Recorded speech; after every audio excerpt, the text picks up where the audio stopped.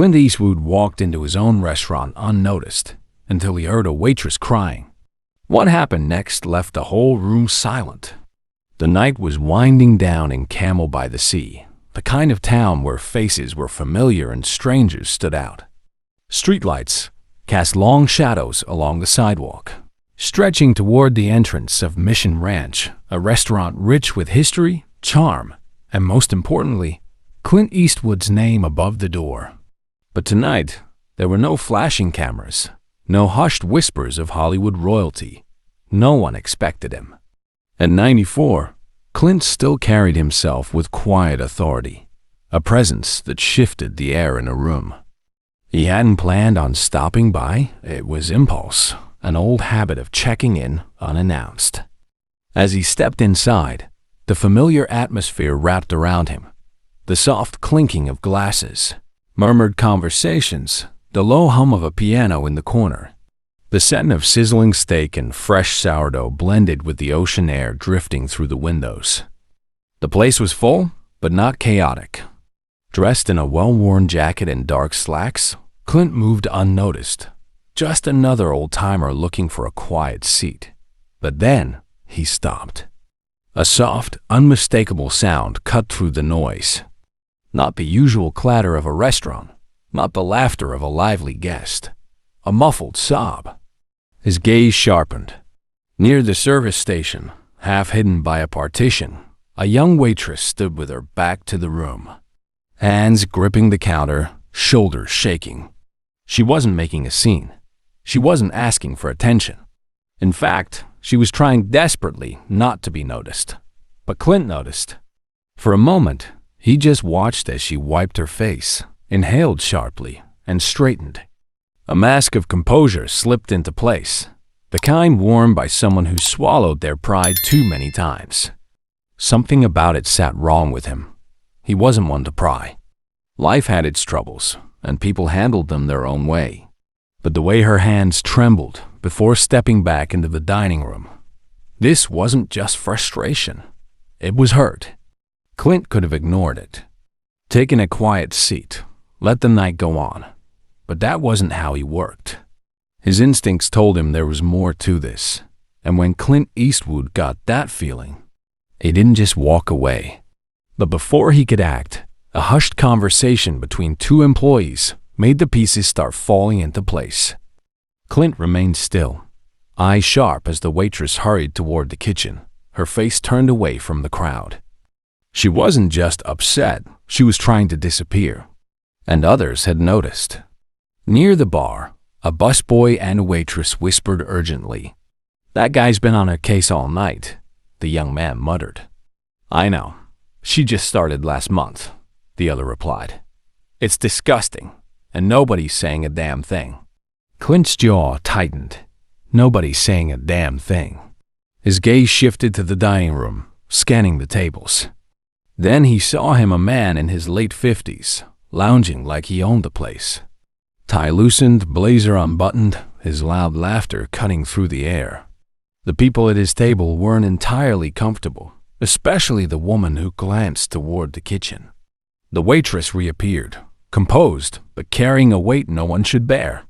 Clint watched as she neared the man's table. The moment he saw her, he smirked. "Ah, look who's back," he drawled, leaning back in his chair. The woman at the table looked away. One man checked his watch, suddenly very interested in the time. Clint saw it clearly now. The silent bystanders, the ones who heard every word but found it easier to pretend they hadn't. "You forget how to do your job, sweetheart," the man continued, taking a lazy sip of his drink. The waitress didn't flinch. She simply set a fresh glass of water in front of him. "There you go, sir," she said quietly. "Oh, so now you're polite?" He laughed, shaking his head. Turning to his friends, he added, "See? Push them enough, and they figure it out." The waitress gripped her tray a little tighter. No one at the table told him to stop. Then he inspected his plate. "You know what? I think you got my order wrong." Clint could tell she knew exactly what was happening. She wasn't confused. She was cornered. She offered to fix it. "Oh, so now I gotta wait another half hour?" The man scoffed, voice lowering. "Maybe if you weren't so busy running your mouth, You'd be better at your job." A slight hesitation, a clenched jaw. Then she turned and disappeared behind the kitchen doors. Clint had heard enough. But before he could move, she reappeared determined, ready for round two. He rose from his chair, moving deliberately. No one had recognized him yet, and he intended to keep it that way. The waitress reached the table, standing stiffly as the man smirked. "Took you long enough." "What? You go cry in the back before coming out here." Clint saw the slight tremor in her fingers as she set down the replacement plate. Then, just as she turned to leave, the man reached his hand hovering near her wrist. A move so slight it could be excused as an accident if called out. She flinched, and that was it. Clint's voice cut through the air like a blade. "That's enough."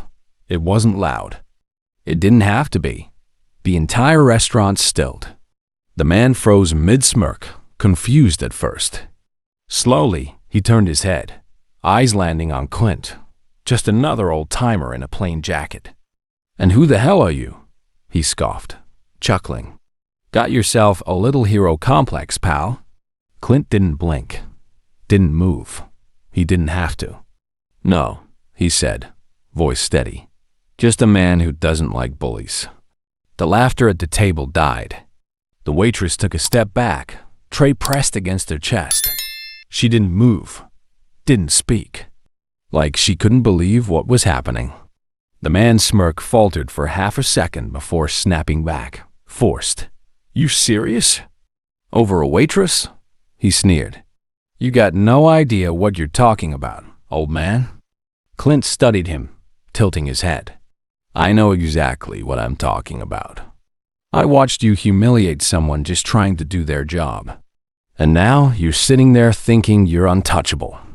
The man scoffed. "You got some nerve." Clint stepped closer. "No," he interrupted, voice dangerously quiet. "You do." The air shifted. The restaurant hushed. The man opened his mouth, but no words came out. For the first time that night, he looked uneasy, eyes darting to the crowd, realizing they were all watching. The waitress wasn't alone anymore. Neither was Clint. One of the man's dinner guests shifted uncomfortably. The tension cracked. His bravado slipped, but he wasn't ready to let it go. "Not yet. You got a problem, old man," he muttered, voice lower now.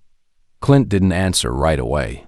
He let the silence stretch, his gaze steady, unwavering. The weight of that stare, the kind that had unsettled far tougher men, landed squarely on his chest. His fingers drummed once against the table. Then, a scoff, a forced chuckle. "This is ridiculous," he muttered, shaking his head. "All this over some." Clint took one careful step forward. "Careful," he warned. One word, a hammer blow. The man's mouth snapped shut. And for the first time all night, he looked uncertain. That was it, the shift, the moment of recognition. The man might have been arrogant, but he wasn't stupid. He could feel it, the way the air had turned against him. He wasn't in control anymore. A forced chuckle escaped as he reached for his drink. "Whatever, not worth the trouble," he muttered. But Clint wasn't done. "Apologize," Clint said flatly. The man nearly choked on his drink. "Excuse me?" "You heard me," Clint replied, voice steady, unwavering. "You spent your night tearing her down. Now, you're going to look her in the eye and apologize." The man laughed again, but it was weaker. A laugh someone gives when they know they've lost. The waitress, who had been silent the entire time, barely breathed. The man shifted, tapping his fingers on the table, eyes flicking between Clint and the others. He weighed his options, realizing he didn't have many. Finally, he exhaled sharply, not out of remorse, but because he knew there was no way out. "Fine," he muttered, barely looking at her. "Sorry." Clint didn't move. The waitress swallowed hard, standing tall despite the exhaustion and humiliation. "That's not an apology," Clint said. The man's jaw clenched in silence. After a long moment, he finally lifted his gaze to her. "I'm sorry," he said slower this time, and for the first time tonight, he meant it. Clint held his gaze for a second longer before stepping back. The restaurant seemed to exhale. Conversations resumed in hushed murmurs. Forks clinked against plates, but nothing would go back to normal. Before Clint could leave, the waitress turned to him. Her voice was quiet but steady. She hesitated, gripping her tray, eyes meeting his with quiet strength. "Thank you," she said softly. Clint gave a small nod, acknowledging her but not needing thanks. The man at the table exhaled sharply, muttering under his breath.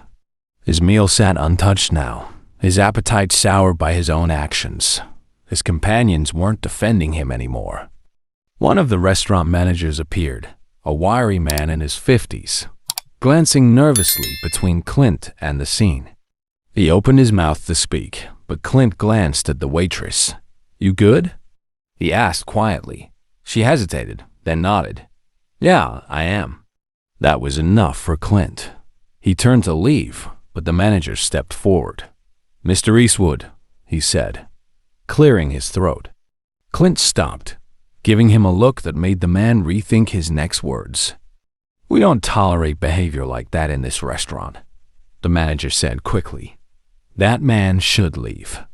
The waitress stiffened, and Clint saw frustration flicker in her eyes as she looked from the manager to the man. She had been humiliated, but in that moment, she made a decision. "No," she said. The table went silent again. Even Clint raised an eyebrow slightly. The man smirked, as if she was backing down, but she wasn't. "He can stay," she continued, "but I won't be serving him." Her voice didn't shake, and there was no hesitation. She was drawing the line herself. The manager hesitated but then nodded. "Understood." Clint observed the man at the table.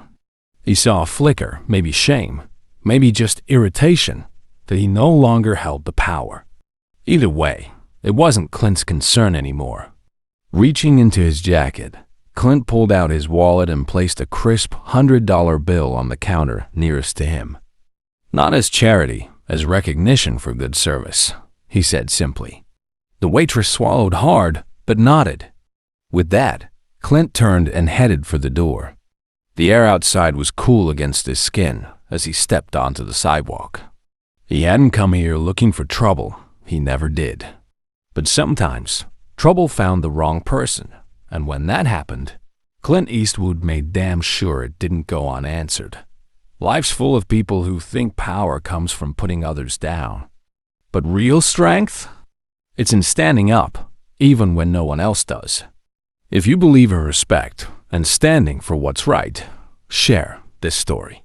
Let's remind people that kindness isn't weakness and respect isn't optional. Subscribe for more powerful stories.